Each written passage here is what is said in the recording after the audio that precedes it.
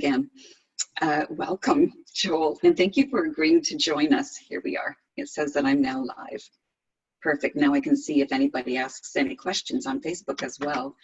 So welcome, my friend. I'm so glad that you are here and you're going to talk to us about this prevalent issue that people have with their health. I mean, diabetes affects so many Canadians and Americans and people really everywhere.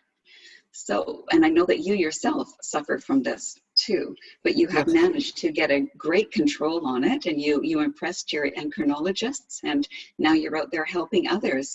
So I'm going to start with the very first question. And what is the difference between type 1 and type 2 diabetes?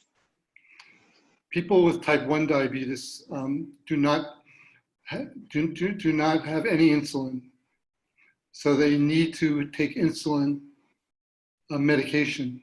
Their insulin medication are injections. Right. So you have to take insulin if you're type 1 diabetes. Your body does not produce it. Type 2 diabetes, interestingly enough, your body does produce insulin, but your body does not necessarily have the ability to utilize it all. It's called insulin resistance. Right.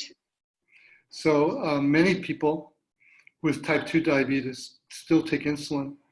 In fact, 30 years ago, when I first started being a person with diabetes, doctors would encourage people with type 2 diabetes to take insulin. They just thought it was an easier way to handle things. As time went by and medicine evolved and research evolved, they discovered that there's ways to allow your body to secrete the insulin so that you have less insulin resistance and you don't have to take insulin. For example, myself, I used to take 90 units of insulin a day. Now I don't take any insulin. And that's basically the difference between type 1 and type 2. Yeah, so type 1, you must take insulin. Your body doesn't make it at all? It doesn't? Correct. Okay. And right. type Now, 2, depending on what you do, you can reduce the amount of insulin if you have type 1, but you can't eliminate the amount of insulin you take. Right. Right. Okay. Well, thank you for that. That's a great explanation. So what are the common signs that you have either type? Or are they different, the signs? Well, the main signs for diabetes are urinating a lot, getting up at nighttime to urinate, feeling a little bit sleepy. If your blood sugar is high, you'll feel a little bit groggy. You might begin to fall asleep while you're driving, or while you're stopped at a light. You may feel really groggy and begin to fall asleep.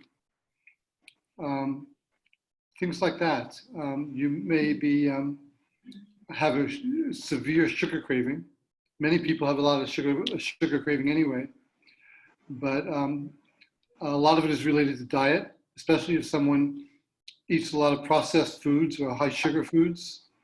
They're more likely to, their blood sugar is more likely to get high. And when their blood sugar gets high, they're more likely to feel some of those symptoms of grogginess. People also start feeling numbness in their feet or in their fingertips. It can be a very difficult disease for many people. And what's more is that it could create a craving for foods that you shouldn't be having.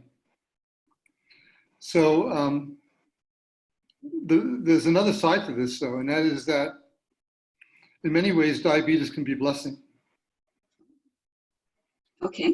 It can be a blessing because if you learn about it, you get educated, and you inspire yourself, or you help someone, like a coach or somebody, to help inspire you, you can actually get so much control of your diabetes. It will allow you to make sure you stay healthy. Where someone who doesn't have diabetes might get fatter, they may eat more junk food, they may get other illnesses. Whereas if you know you have diabetes and you know you have to control it, and you learn the techniques and you follow the techniques regularly, you can actually be healthier than someone who doesn't have diabetes. And that's why I am so inspired to help people who have diabetes or who have prediabetes. Prediabetes is someone who's just on the cusp of getting diabetes, but they're not quite there yet. Their blood sugar is a little bit higher, but not out of control. And would that be type 2 then? Yes, that would be type 2. And Yes. type 1, the symptoms are very similar, but the fact is that it's very important that you get identified as someone with type 1 diabetes as soon as possible, so that you can start taking insulin. A lot of the people that join my Facebook group, which is Diabetes Transformation, when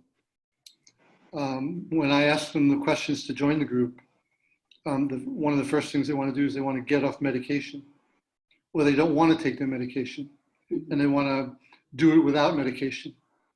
This can be dangerous in many ways if they just stop taking their medication before they're ready to stop taking their medication, because some of those symptoms can turn into medical problems. People can get neuropathy in their feet, which is tingling of their feet and nerve damage. Yes. Same thing with their fingertips. They can start gaining too much weight, and they can get groggy and sleepy, and all those other things that happen when people have diabetes that's not under control. So it's important that when people find out that they have diabetes and they want to get off the medication, that they do it in the proper way with the help of an endocrinologist and a coach. Yes. And most people need both. Yes. And they probably should. It's much better for people who have diabetes to use an endocrinologist as opposed to a internal medicine doctor or a primary care physician, because endocrinologists know more about it.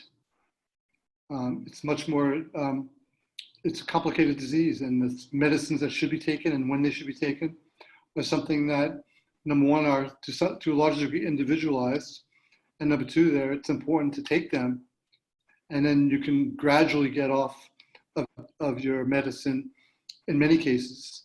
And there are several things that people need to do to lead a healthy life, to either eliminate diabetes, reduce the complications of diabetes, get off meds, or reduce the meds that they take. Right. So that was going to be my next question is, are meds necessary? I mean, obviously they are for type 1, but type 2, are they necessary, or can it be controlled with lifestyle? Well, they can be controlled with lifestyle, but if you already have high blood sugar, and there's something called an A1C, which is basically a number that tells you how high your blood sugar has been over the last 60 to 90 days. And that's the most important number for people to have measured. And you can go to a doctor and measure it, or you can actually buy a kit at a local pharmacy, and you can, for $40, you can get 2 tests and you can find out what your A1C is. But at the beginning, it's very important to go to a doctor, and if it seems like you have diabetes, to go to an endocrinologist. Right. And, okay. and if they do have a high blood sugar, there are meds that they should take right away. And not to do that can be dangerous. Right. Now, if the diabetes is minimal, sometimes the doctor will suggest that they go on a diet and they exercise more and they do the other things that I'm constantly preaching to the members of my group that they do, and I can go over those with you. It's very important that they do those things regularly, and if a month or two their numbers are back down to normal, they can avoid meds. It's called, it's basically getting off the meds, and reversing diabetes is what people like to do. And I'm all for reversing diabetes, but reversing diabetes doesn't mean you've eliminated your tendency to have diabetes. You likely have to keep watching it. And if you go back to the old habits after you've gotten your numbers down, it will come back again. Yeah. I know I have heard stories of people who gained a lot of weight, and as their weight came up, they started getting the symptoms of diabetes. And as they lost weight, they didn't have those same symptoms anymore. That's right. That's right. Okay. So what do you recommend when people come to you? What do you recommend as far as lifestyle? Is there a particular diet that you prefer for everyone? That's a great question. Hmm. So the first thing is that if I'm going to encourage them to see an endocrinologist as opposed to an internal medicine doctor. Right. And because I generally know what medicines will be prescribed to people at first by an endocrinologist. And especially if they're not taking those meds and their blood sugar and their A1C is high, I will strongly recommend they go to the endocrinologist or another endocrinologist so that they get the right meds. The first med of choice by endocrinologists and myself is something called metformin. It's in pill form, and it helps you lower your weight, and it also helps you lower your blood sugar. And for most people, not everyone, but for most people, it has no side effects. Oh. So I still take metformin, even though I probably don't need to, but it's safer medicine. I have no symptoms of it, so I still take it from when I used to, have a more serious situation. Mm-hmm. So that's the first medicine that people take. I also just suggest, I have like a 4-pillar program for people when they have diabetes. It all begins with mindset. It's a matter of habit change and mindset. If you change your mind and you change your desire and your focus, you can accomplish so much more than you could. And it's like anything else in life. Mindset is so important. And most people who have diabetes, or especially when they first get it, suffer a little depression. It can be low-grade depression, or it can be more serious. And they could feel bummed out, and they could feel that their life is miserable. And people react to that differently. Yeah. Some people will just eat more and consume more, and other people will get excessively careful. And neither one of those is necessarily the greatest thing, because number one, people obviously who just ignore it and eat more foods that aren't healthy for them can get more complications. And people who make extremely radical changes right away tend not to be able to follow through on that. Yeah. So it's better to kind of, sometimes it's okay at the beginning to kind of do something radical if you want to really get your weight down a little bit right away, knowing that you're not going to be able to sustain that. Then you're going to have to develop a more regular program. So, I encourage a more modest kind of changes to be made. Mm-hmm. And as far as like what kind of diet people should have, diets will change with people. A lot of people, one of the favorite diets these days, especially for people with diabetes, is the keto diet. Mm-hmm. It's which very is popular. Yes, it's very popular. Beginning to be a little less popular. Number one, it's all protein. Yeah. It's way too much protein. Yes. Way too much meat. Yes, I agree. And I prefer people have a balanced diet. Me too. Yeah. So I encourage people to have a balanced diet. The research suggests that the Mediterranean diet is the best quality diet for people with diabetes and for other people. And a Mediterranean diet is basically fruit, grains, vegetables, nuts, seeds, a little bit of fish, and if people like to have meat, a little bit, not too much. Mm-hmm. I encourage that diet, and I think it's the best diet for people with diabetes. Mm-hmm. When we go back, we shift back to mindset with diabetes, with diet, and that is that the diet that we have is going to change from time to time, and not only what we eat, but when we eat it and how much we eat Right. is a big deal. I mean, it's Right. important. You Yes. don't want to eat.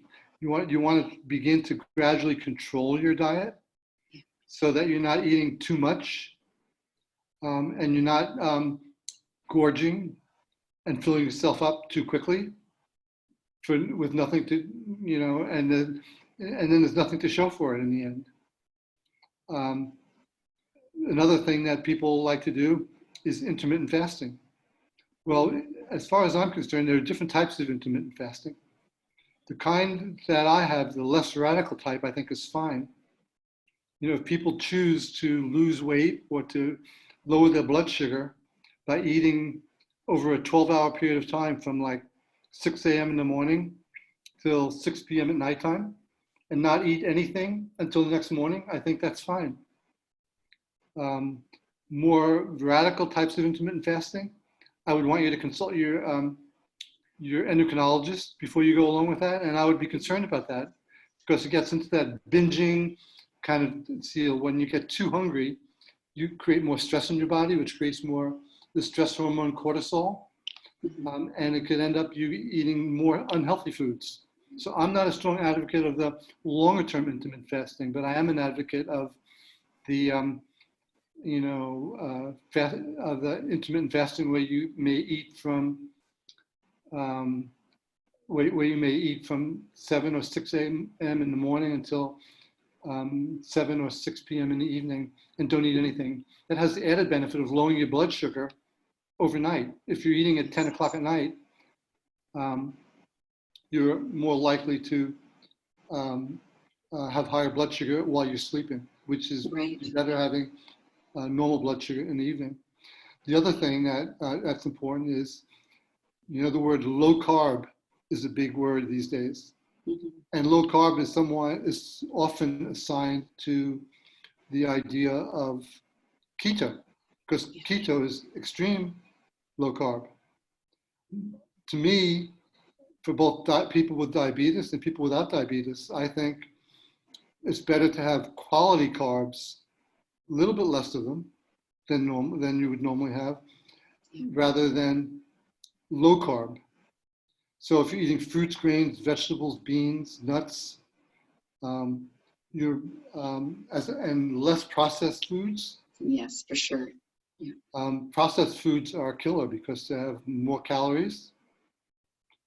And I noticed in some of your Facebook pages that you're watching your diet and you're trying to eat less, less carbs or less calories, and I think that's great. Yes. And I find that so to me, and I posted some articles in this on my Facebook group. And by the way, my Facebook group is Face Diabetes Transformation, and my Facebook page is Diabetes, Cardio, and Good Health Coaching. Anyone can access the Facebook page. You have to be admitted to join the Facebook group. So I'm an advocate of healthy diet. I'm an advocate of mindfulness and mindful eating, and just general mindfulness in attitude and approach towards food, exercise, and sleep, and stress. And I think that's my 4 pillars of my diabetes program. And for people who are in my group coaching program and my individual program, virtually every one of them who join it and follow the program lower their blood sugar, lower the A1C, and get much healthier. Right. And many of them have gotten off diabetes meds. Right. Perfect. Now I was just going to back up a little bit because you mentioned different fasting, that you recommend intermittent fasting, so that you eat, say, from 7 in the morning until 7 at night and then nothing until morning. Right. And I think that's a really healthy way to go anyways, because I know that when you're sleeping, that's when your body is going through and pulling out all the things that you don't need. So you're really detoxing every night when you sleep. And if you go to bed with a full stomach, and that's what I've been telling my group, if you go to bed with a full stomach, well, your body says, oh, we're digesting, we're not actually detoxing. So then you're busy digesting and you're not actually pulling out all of that. So what is the other type? Would that be like not eating for a day or two, like at all, like 24, 48 hours, or?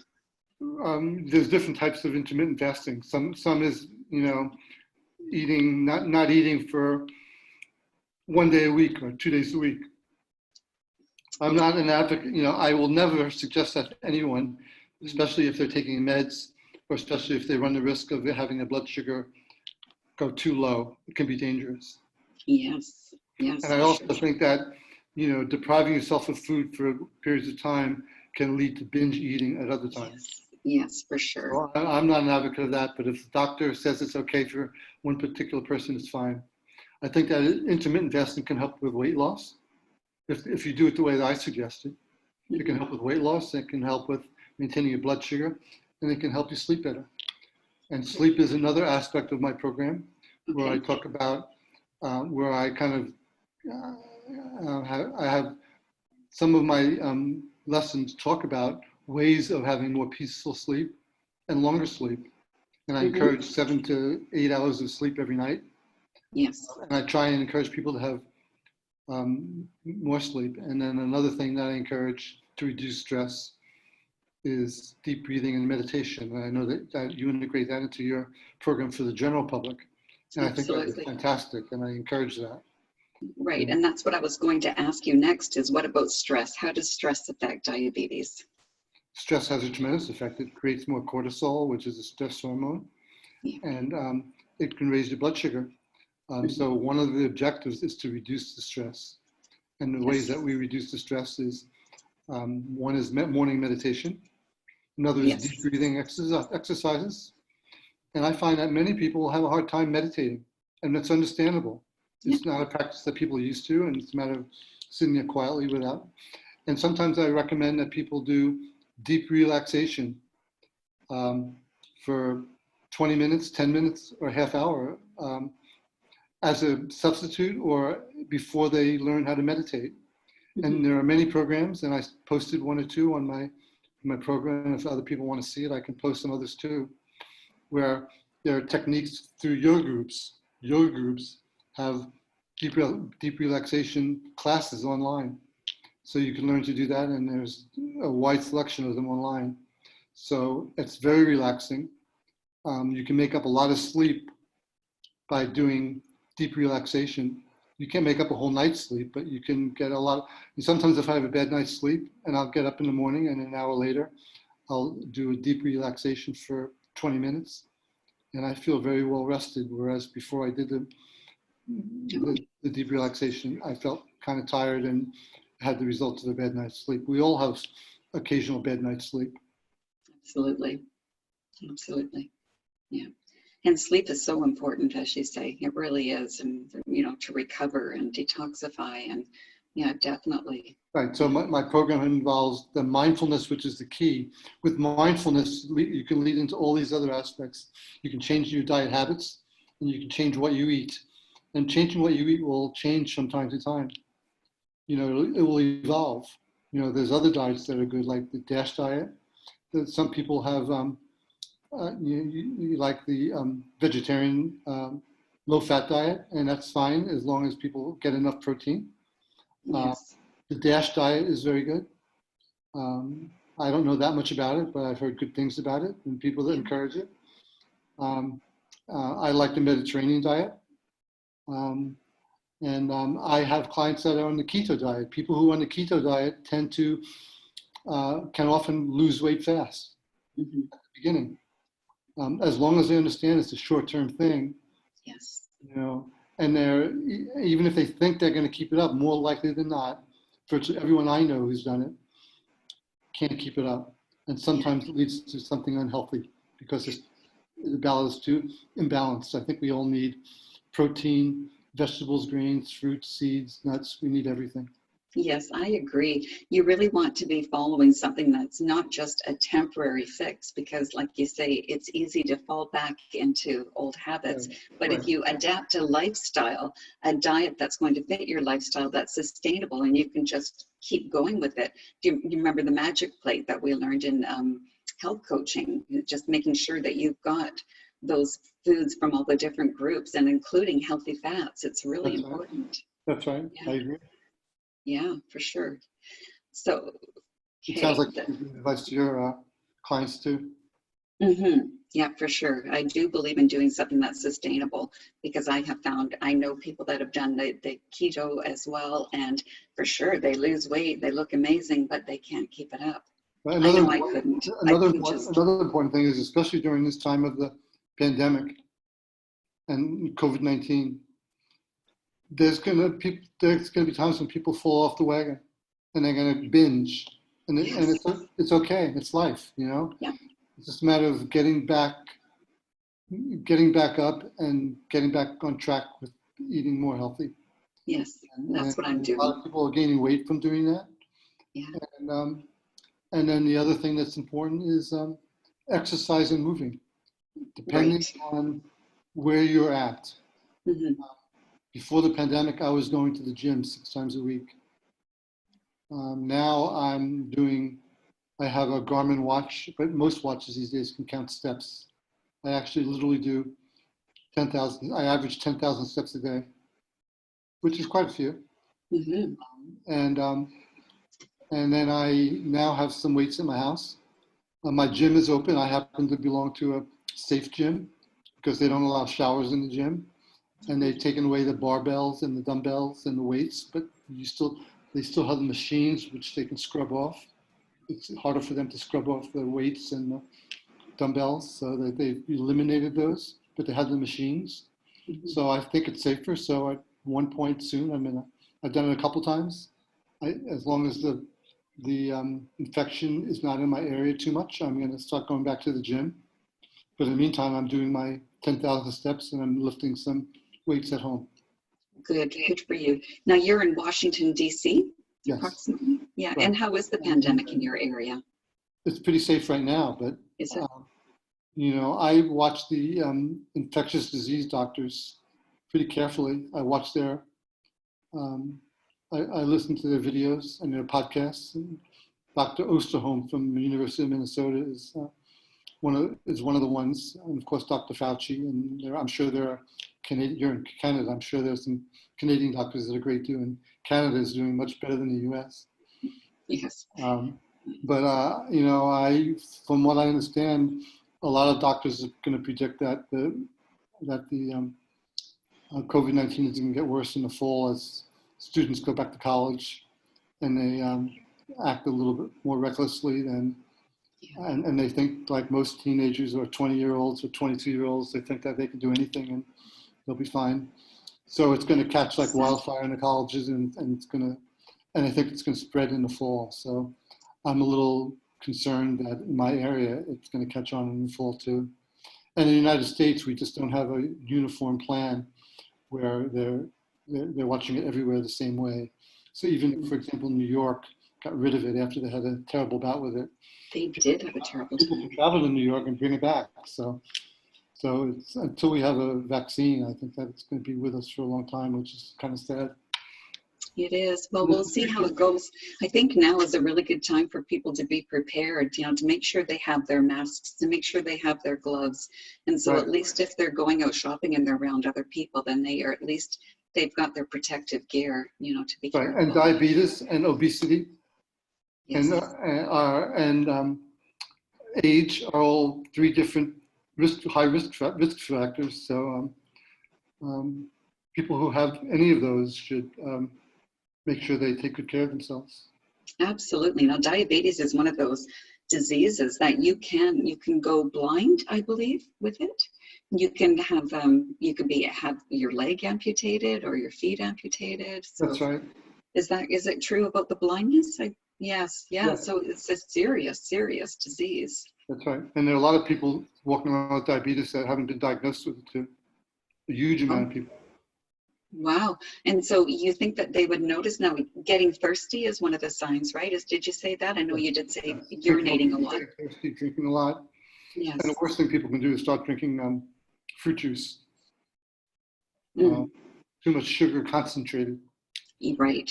Yes. What does it take for one glass of orange juice? Like 6 oranges or so, something Right. like that. So that's a lot of fruit. That's right. Yeah. And drinking sugary soda is even worse. Oh, soda. Yeah, terrible. Yeah, I don't. Yeah, well, I can't say I never do. I do have a fondness for cola. So I like Coke and I like Pepsi. So once in a while I do let myself, but I have the full sugar. I don't go to the diet stuff because I think aspartame is a worse thing for my body than sugar. Right. So, but right now I'm cutting it all out completely, and I see I've lost another few pounds. So I'm down about almost 10 pounds now. And so I've lost it like really quickly, but they say the first 10 pounds is usually pretty quick. So I am happy about that. I'm not too sure how it's going to go. If COVID comes back and we're restricted, you feel like you need to stock up on stuff, and organic food doesn't last very long, right? So when you're having a food that hasn't been treated with stuff, you really have to make sure that you're getting it and you're getting it often, replenishing your supply. Yeah, it's tough. Right. So I want to ask you one more thing just to give, because I know that you are an excellent diabetic coach. So tell us, or tell everyone, how a diabetes coach can help people along with their endocrinologist. Well, I think everyone needs to, I think most everyone who has diabetes should be seeing an endocrinologist and a life coach, a diabetes life coach. Right, yes. Diabetes life coach will help people, number one, they'll help inspire you to stay healthy. They'll help you keep on track. Yes. They'll give you the 4 pillars all the time. They'll give you more guidance on how to do it. And they provide accountability. Yes. I posted, and I'll post again today on my, from WebMD, strong advice that people with diabetes should have a coach. Most people, having diabetes, it's so critically important to stay on track most of the time, and to eat healthy and to stay healthy, that it's hard to do it on your own. And it's easier if you have accountability and you have someone inspiring you and you have someone guiding you about what's better and what shouldn't be eaten, is so much more effective. The Absolutely. endocrinologist will diagnose you. He may tell you what to eat and what not to eat. He may give you meds, he may not, and then he'll send you home. And you have all these old habits that you've had for all your lifetime, and all of a Yes. sudden you need to make changes, and you're kind of on your own. Yeah. Right. It's difficult to do, and Right. a lot of people will start making radical changes right away, and other people just don't know what to do. Both of them just need that diabetes life coach to just help them, guide them along the way, provide accountability, and provide inspiration and guidance on what to eat, how to sleep, what's good to sleep, what tips to sleep better, tips to reduce stress, and tips to eat better and to be mindful about when and how much you eat. Yes, absolutely. And it's so